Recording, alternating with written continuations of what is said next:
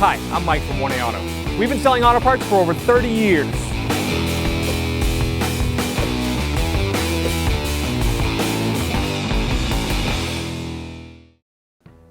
What's up guys, I'm Andy from 1A Auto, and today I'm going to show you how to remove and reinstall a mirror switch on this 2007 Mini Cooper S.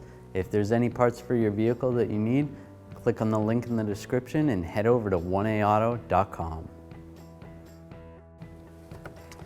Next we're going to remove this mirror switch. Just going to grab a trim tool, get underneath here, pop it out. Slide it out. Then we're going to remove the electrical connectors. Just grab, pull it out.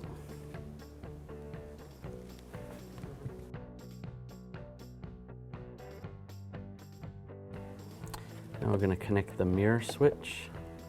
There's this black connector goes on the bottom, white one goes on the top. Let's slide this into position.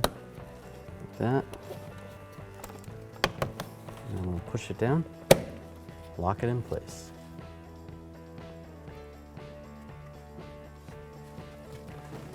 Thanks for watching. Visit us at 1aauto.com for quality auto parts, fast and free shipping, and the best customer service in the industry.